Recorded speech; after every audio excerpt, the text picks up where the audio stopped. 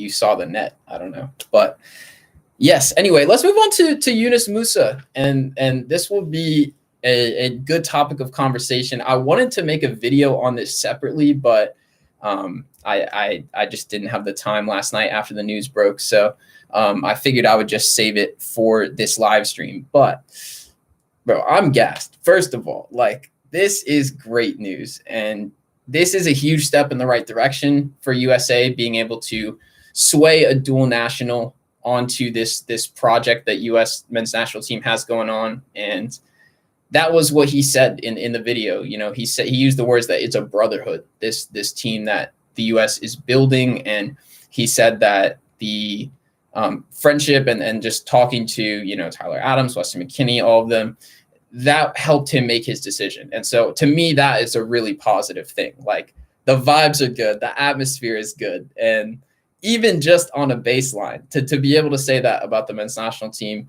is a great thing, because that I'm not saying that previously, you know, the vibes have been bad, but just to have that among one of the first things you would say about the team, that's definitely something you couldn't say before with this team. So, yeah, Yunus Musah. And then obviously just the quality that he brings on the field is exciting, of course, because he's got the technical ability. He can play multiple positions. He can play wide on the right. He can play center mid, kind of box to box mostly, but he could also, I think, play in an attacking mid role as well. But, you know, that area will probably be pretty full for the US. So I would expect him to play a little bit of right mid. He played center mid in the 2 friendlies where he has actually appeared for the US national team. He was more of a box-to-box midfielder. I thought he did really well in that role. I think he probably plays better in that role based on what I've seen from him. But at the same time, again, a lot of bodies in the midfield, a lot of young players in the midfield as well for the US. So I'll be curious to see where his position ends up and where Greg Berhalter chooses to use him. But I would have to guess that there's been a conversation with Berhalter, in addition to him, you know, obviously talking to his friends and talking to the other guys on the team, the young guys.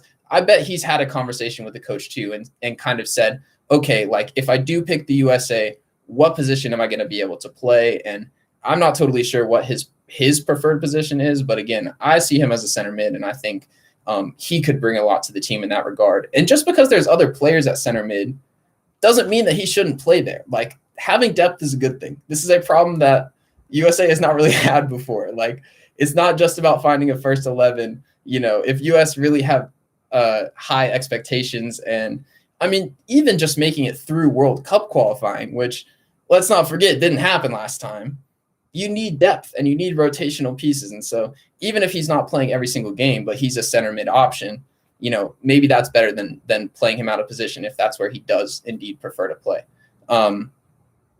Yeah, I mean, just the other part of me that's really excited about this is that, like, I'm an Arsenal fan, and seeing somebody from the Arsenal Academy on the U.S. national team, that might have to be one of the first jerseys that I purchase. I don't think I have a U.S. national team kit right now, so I would be tempted to pick up a Yunus Musah shirt. But yeah, definitely, you know, let me know what y'all's reactions to that is as well, because I mean, I hope everybody else is excited as me. Where do you see his position, though, as well? Because, like I said, he can play out wide. He can play center mid.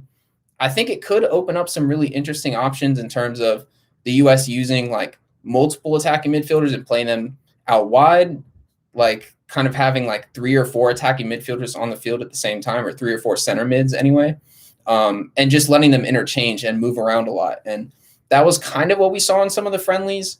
But I think it's something that works better when you know you're going to have the ball, which, you know, certainly isn't going to be the case every time for the U.S. But in games like Gold Cup, in qualifying, all that type of stuff, especially when you're playing smaller teams and you know you're going to have the ball, that could be a really useful option for them to have. So maybe putting him, McKennie, Reyna, Adams all out on the field at the same time, pretty exciting if you ask me. And beyond that, like, I think they'll have the link up. Like, it seems like they have, they're really on the same page when they play together. That was one thing I noticed during the friendlies, and I think it shows as well in the decision that he's made and in him saying that those guys were influential in him picking the US, I have a very good feeling about how this is going to work out.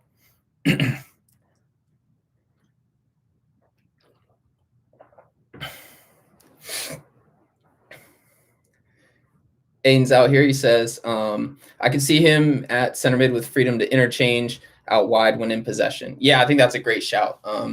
You know, Aiden, you certainly know your stuff. So, yeah, I hear it definitely. And that's what I mean. I think if you put all those different guys who, you know, theoretically are more of a center midfielder, if you put them all out there, I think they will find those positions.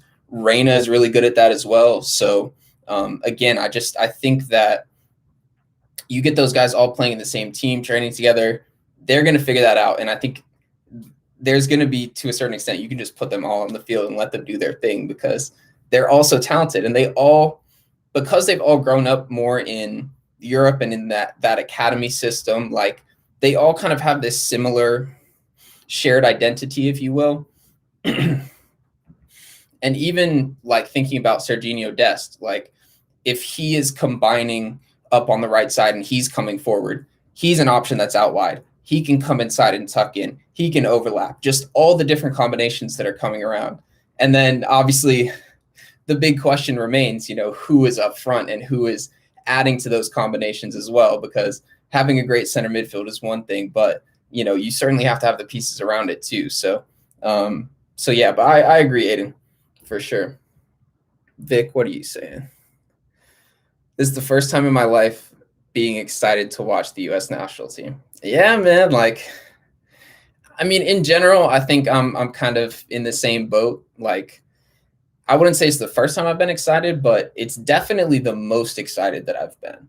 And certainly in quite a while, that's for sure. I think I had a real turn-off moment whenever the U.S. missed the last World Cup. Like, I was just disappointed and I hadn't been keeping close tabs on it. I just kind of assumed they would make it through the qualifying, and to see them go out and not even make the World Cup, like that was so like disillusioning to me. I was just like, oh man, like this is just so dead, like having to support this as the national team. But yeah, I agree, Vic, like having all these young players to get excited about and the way that they play, I mean, it's exciting. Might have to play Pulisic at false 9. We don't have a striker. Yeah. I don't know if he's built for that, to be completely honest.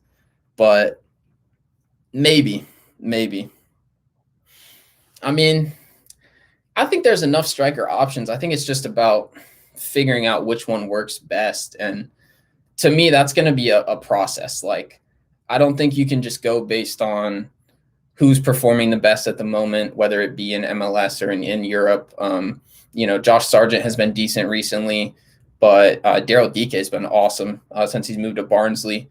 You know, there's a few different guys, but I think it'll be similar to what I said about those players finding that link up together. And it might take a few national team camps to figure out which striker works best. I still think Altidore could be an answer for the U.S., at least in the short term. I feel like he could play pretty well as just being like, in a sense, kind of just like a wall to bounce the ball off of between those guys, and him just, you know, standing up, holding off defenders, and obviously like being an option in the box as well. But yeah, I'm not as like pressed to figure out the answer to that as I think a lot of U.S. national team fans are, because I think it'll just take a little bit of time. But I think over time, one or two strikers will kind of start to rise above the rest in that regard. But I don't know about Pulisic, man.